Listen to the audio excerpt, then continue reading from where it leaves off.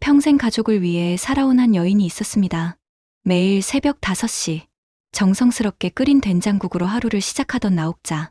하지만 그녀가 평생 아껴온 가족으로부터 듣게 된 말은 이 집 저희가 산 거잖아요. 어머님까지 책임 못 져요. 당장 나가주세요. 집에서 쫓겨난 70 노인이 작은 국밥집에서 다시 시작한 인생. 그런데 몇 달 후 그녀의 이름이 온 나라에 울려 퍼지게 됩니다. 과연 이 가족에게는 어떤 일이 벌어질까요? 때로는 가장 소중한 것을 잃고 나서야 깨닫게 되는 진짜 가족의 의미. 사람이 다시 끓는 데는 시간이 필요해. 급하게 끓이면 맛이 안 나거든. 이야기는 아직 끝나지 않았습니다. 다음 장면이 궁금하시다면 구독, 좋아요, 그리고 당신만의 추측을 댓글로 남겨주세요. 아침 6시, 나옥자는 어김없이 부엌에 섰습니다. 70이 넘은 손이지만 여전히 야무지게 움직여요. 된장을 풀고 멸치 육수를 우리는 손놀림이 50년 내공을 말해줍니다.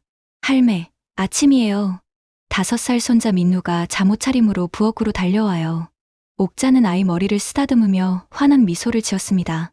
우리 민우 일찍 일어났네. 할매가 된장국 끓여놨으니까 많이 묵어라. 경상도 사투리가 배어있는 옥자의 목소리는 따뜻했어요. 하지만 안방에서 나온 며느리 서연의 표정은 달랐습니다. 38빈 서연은 깔끔한 원피스를 입고 화장을 하고 있었어요. 어머님, 또 된장국이세요? 서연의 목소리에는 피로감이 묻어났어요. 옥자는 잠시 국자를 든 손을 멈췄지만 아무 말 하지 않았습니다. 엄마, 다른 거 해달라고 했잖아. 친구들 올 텐데. 서연은 작은 목소리로 중얼거렸어요. 하지만 옥자는 다 들었습니다. 그래도 모른 척하며 정성스럽게 밑반찬을 차렸어요. 직접 담근 깍두기, 손으로 버무린 콩나물 무침, 정갈하게 구운 김. 이 된장국 냄새 때문에 손님 초대도 못하겠어요. 서연의 말이 부엌까지 들려왔어요. 옥자의 손이 잠시 떨렸지만 곧 다시 차분해졌습니다. 마흔인 아들 정우는 넥타이를 매며 급하게 나왔어요. 엄마, 아침 고마워요. 회사 일이 바빠서 늦을 것 같아요. 정우는 국 한 숟가락 떠먹고는 서둘러 나갔어요. 옥자는 아들의 뒷모습을 바라보며 깊은 한숨을 쉬었습니다. 서연은 토스트와 커피로 간단히 아침을 때우고 나갔어요. 홀로 남은 옥자는 민우와 함께 조용히 아침을 먹었어요. 아이는 할머니가 끓인 된장국을 맛있게 먹었지만 옥자의 마음은 무거웠습니다. 일주일 후 서연의 생일이었어요. 옥자는 며느리를 위해 특별한 상을 차렸습니다. 경상도식 한상 차림이었어요. 직접 만든 전복죽, 손으로 빚은 송편, 정성스럽게 우린 미역국까지. 어머님, 친구들이 오는데. 서연의 목소리에는 불안감이 섞여 있었어요. 하지만 옥자는 환한 미소로 대답했습니다. 괜찮다. 우리 며느리 생일인데 잘해드려야지. 오후 3시, 서연의 친구들이 도착했어요. 세련된 옷차림의 여성 넷이 현관에 들어서자마자 고개를 갸웃거렸습니다. 어머, 이 냄새 뭐야? 시골집 냄새 같은데. 친구들의 수근거림이 들려왔어요. 서연의 얼굴이 빨갛게 달아올랐습니다. 옥자는 정성스럽게 차린 상을 내왔어요. 서연이 친구분들 오셨구나. 많이 드세요. 하지만 친구들은 젓가락을 들지도 않았어요. 한 명이 작게 말했습니다. 너 시어머니가 이렇게 촌스러우셨어? 우리 급한 일 생겨서 먼저 갈게. 친구들이 돌아간 후 거실에는 정적이 흘렀어요. 서연은 손으로 얼굴을 가렸고 옥자는 멀뚱히 서 있었습니다. 어머님, 서연이 떨리는 목소리로 말했어요. 이 집 저희가 산 거잖아요. 어머님까지 책임 못 져요. 당장 나가주세요. 옥자의 눈에 순간 깜짝 놀란 기색이 스쳤지만 곧 담담해졌어요. 마침 들어온 정우는 상황을 파악하고 고개를 떨궜습니다. 정우나. 옥자가 아들을 불렀지만 정우는 아무 말도 하지 않았어요. 그날 밤 옥자는 거실에 홀로 앉아 있었습니다. 손에는 오래된 요리노트와 돌아가신 시아버지 사진이 들려 있었어요. 새벽이 되자 옥자는 조용히 짐을 쌌습니다. 짐 하나 달랑 들고 나온 옥자는 지하철역 벤치에 앉아 있었어요. 어디로 가야 할지 막막했습니다.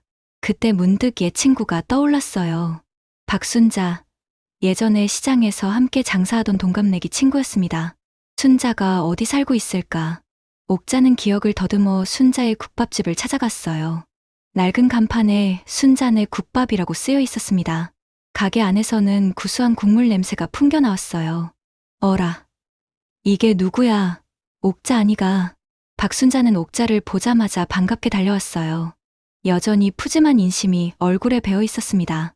순자야, 나 갈 데가 없어졌다. 옥자는 담담하게 사정을 말했어요. 순자는 고개를 끄덕이며 옥자의 손을 잡았습니다. 그럼 어떻게 해? 나야 그냥 손발만 써주는 사람 있음 좋지. 같이 해보자. 그날부터 옥자의 새로운 일상이 시작됐어요. 새벽 5시에 일어나 국물을 우리고 손님 맞이를 하고 설거지까지. 몸은 힘들었지만 마음은 한결 가벼웠습니다. 옥자야, 너 손맛이 여전하네. 이 된장찌개 맛이 옛날 그대로야.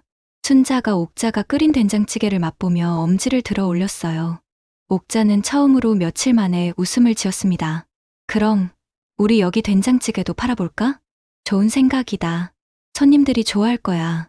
작은 국밥집 한 구석에서 다시 시작된 옥자의 인생이었어요. 비록 화려하지는 않았지만 누군가 옥자의 음식을 기다리고 있다는 것만으로도 충분했습니다. 한 달이 지나자 순잔의 국밥집에 변화가 생겼어요. 옥자의 돼지 껍데기 된장찌개가 입소문을 타기 시작한 거예요. 처음엔 동네 아저씨들이 하나둘 찾아왔습니다. 이 된장찌개 맛이 우리 어머니 손맛 같네요.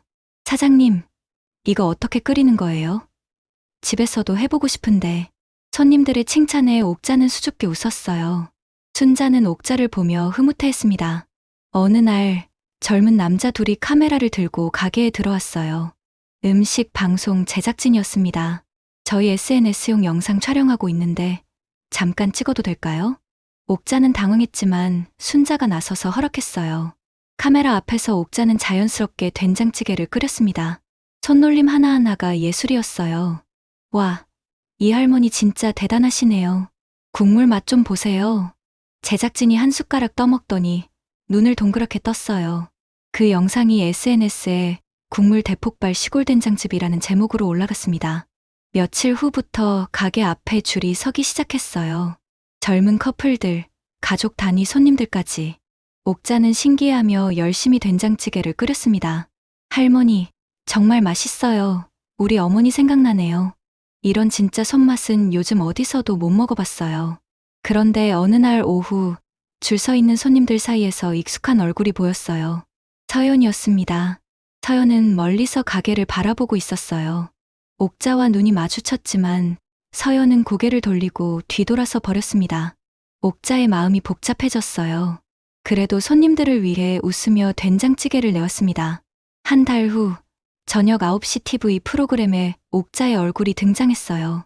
시골 시어머니의 손맛이 만든 기적이라는 제목으로 특집 방송이 나간 거예요. 화면 속 옥자는 정성스럽게 된장을 풀고 있었어요. 인터뷰에서 옥자는 담담하게 말했습니다. 별거 아닙니다.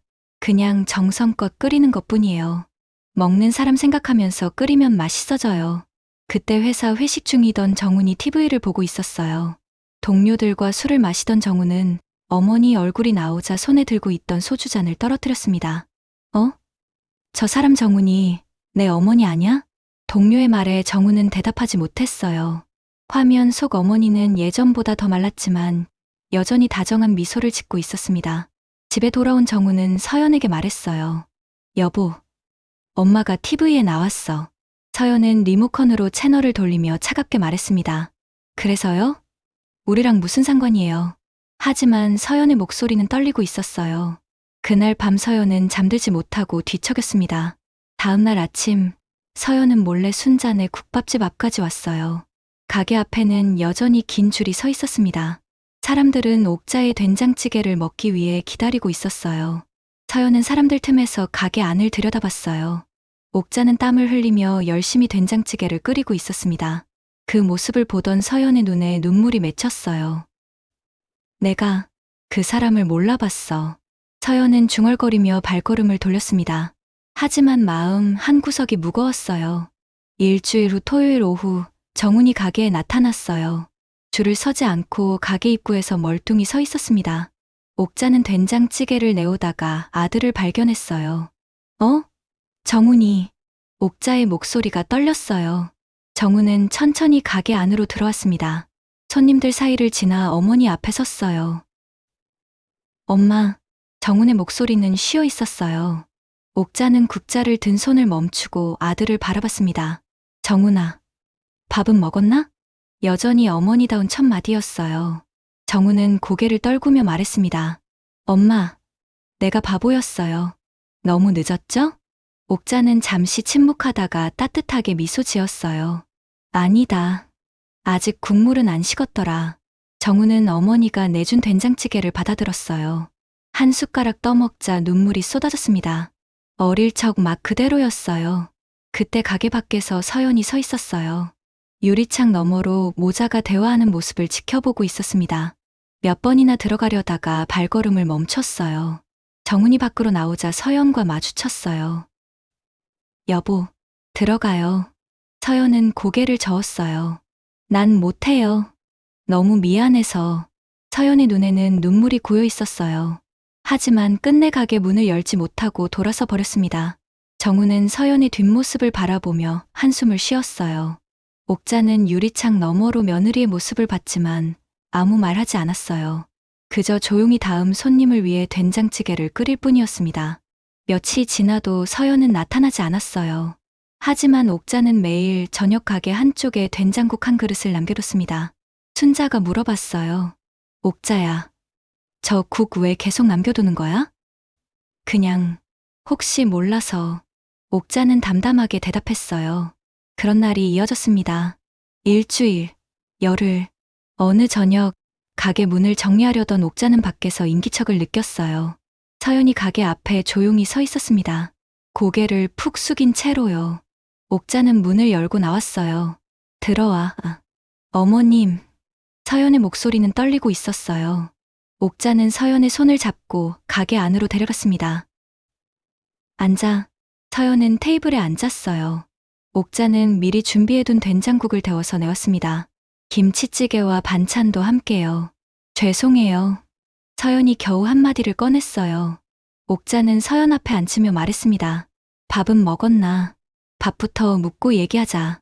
서연은 된장국을 한 숟가락 떠먹었어요. 예전에 매일 먹던 그 맛이었습니다. 눈물이 뚝뚝 떨어졌어요.